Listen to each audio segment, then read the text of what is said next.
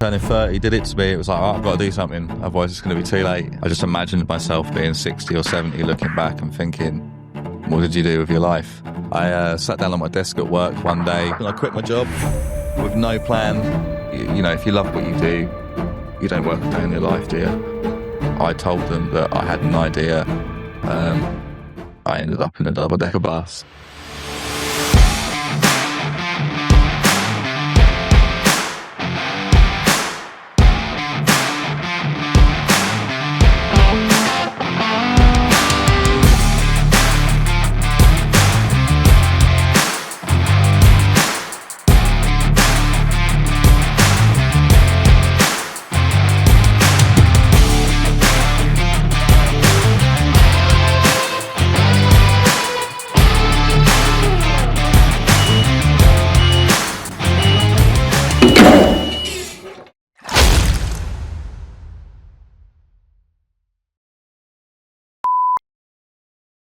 That's a terrified. Cool. Okay.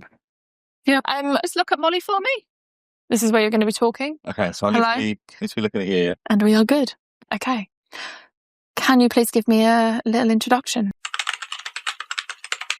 So I'm Benny. I run Benny's Yard, which is my own personal brand. I work as an artist on a commission basis and also make my own artwork, garments and all sorts, really.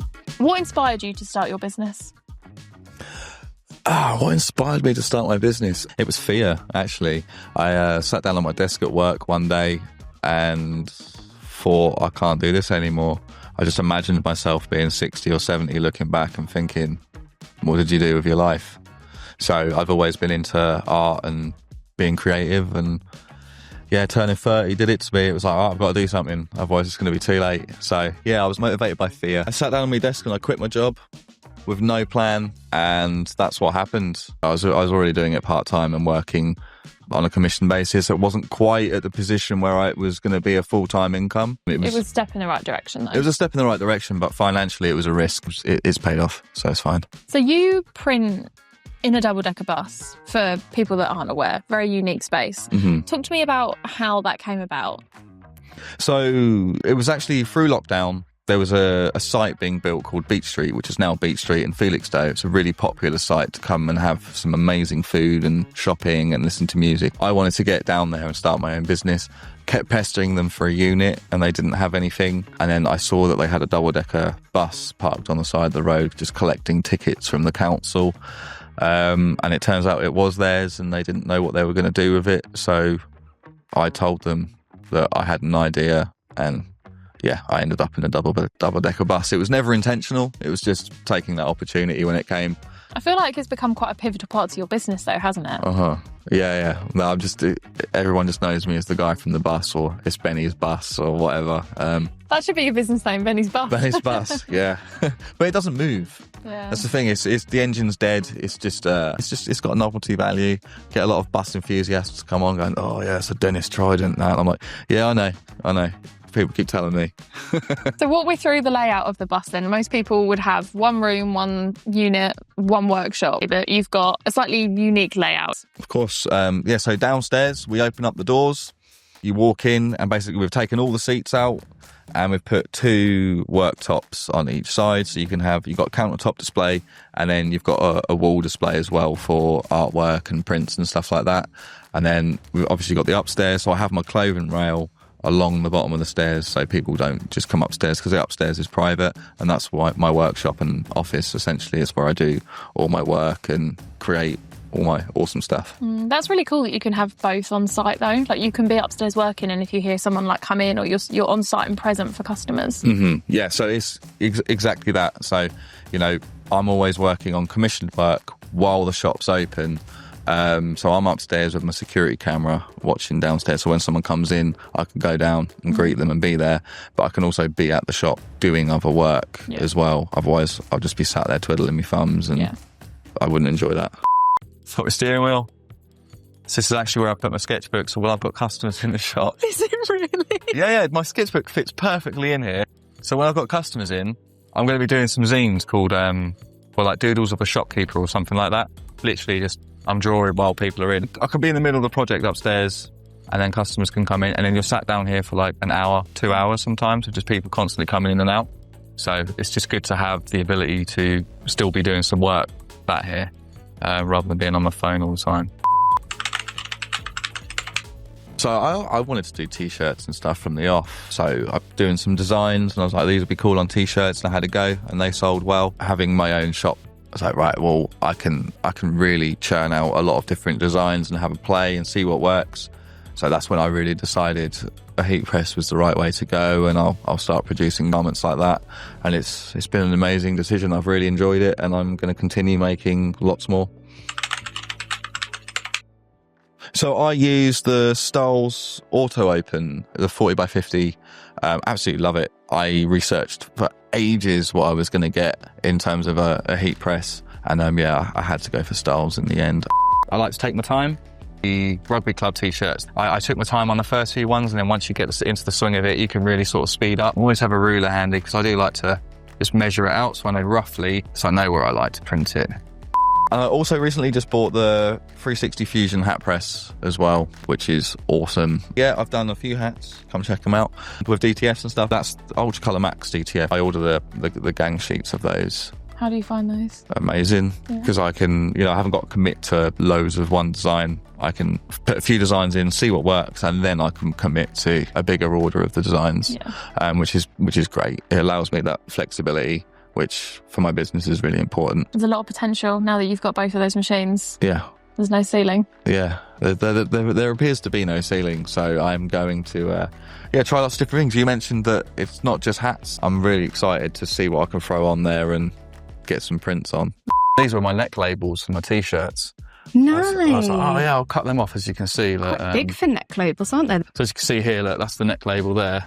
They look so much smaller in the back of the T-shirts, don't they? And then they look huge on the And they only just fit on the tag-along pattern. You have to put them in the right spot, but I've mastered that. All about the placement. Yes, it is. And time, temperature and pressure. Oh, say that again. Time, temperature, pressure.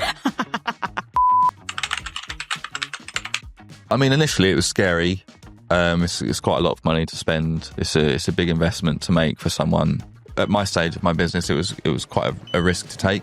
I just decided it was for me, and I wanted to make T-shirts myself. I didn't want to screen print them because I don't have the space, and it's messy, and I can't stand paint. Controversial for an artist. It is very controversial for an artist, yeah, but it's the truth. I come home from mural jobs and I've got paint all over my hands and just I can't. But yeah, it's accessible because you don't have to do all the layer separations per colour like you would have to do for screen printing. You can do full colour, just digital PNGs, which are really simple to set up, and it just allows the creative process to flow quicker because you're not spending ages just getting the image right for a certain process. So I'd say the heat printing process is really accessible. The on-demand side of things is really helpful as well. So I can have my T-shirts out in the shop, and then I've got a sign saying, you can have this design on any colour, or you can have it on a hoodie, or you can have it on something else if you want. And that leaves the door open, so someone might see a design they like, but not the garment. And then you've got the opportunity then to put it on a garment they like, and then that's an extra sale. So it's just about being open to the possibility of extra sales. How have your sales gone so far for your T-shirts? Yeah, really good, really positive. People are really enjoying them. Lots of return customers, which is the biggest sign that they're popular. And quality is really important. I don't want to produce anything that's low quality. So you say they've already paid off the heat press that you bought? Yeah, it's been really good. It's been really good, yeah. Hello. Get out of your way. Of course. These are your designs. They are indeed, yes. Thank you very much, guys. I'm actually just in the middle of making some more similar stuff to this, like a new range for summer. Yeah, so massive postcard collection, probably about like this tall. So I'm some of those postcards still got like the actual notes in back or whatever. Yeah. That's what I love. So we've got some. I love like the colourful ones. So this is like a small one. I just love like the pink on purple. This is a nice one as well. It's a really old design. This is one of the designs I started out with in 2015 when I first left uni. This was one of the first T-shirts that I produced. Ooh, this is actually a fairly new one. I'm trying this one out at the minute currently. That looks very different to your other styles. Yeah. So I'm changing it up a little bit. I'm trying to introduce, I've been doing therapy, and it's been amazing. It's been eye-opening. I like to talk about adult themes, so normally the difficulty of life, being a sentient being, being self-aware, that kind of thing, but then veil it in a sort of childlike imagery. I think it gives it that playful, and it gives it that not taking these serious matters too seriously, sort of allows me to explore them in a bit of a tongue-in-cheek way and have fun with it. Keep trying. Poor little Reaper, he loves gardening, but everything he touches dies. So I've actually drawn him a pair of gloves, and he's well happy about that. So now he can go out gardening. And it's, having done therapy, I realise that this is quite a profound piece for me now, because it kind of represents the emotions all overlapping and not being able to make sense of them. I've used the analogy of like spreading them out, and then you assign the emotion with a shape. And once you spread it all out, you can actually understand what you're feeling. So this is like a visual representation of that sort of process within therapy. What are you waiting for? And if you're thinking about it, and you've been thinking about it for a while, that itch is probably not going to go away, and that's your soul calling for more. Go out and get more. No one's going to give it to you. And you don't want to be in the situation where you're looking back at your life thinking, oh, I could have done that, and you didn't. You're going to make mistakes. The quickest way to get where you want to go is to be willing to just try it, and you might fail. And the point is to just do it again and again until you don't. Heat press printing, there's a learning curve, but it's not huge, it's not steep. You can do it. So just get out and do it.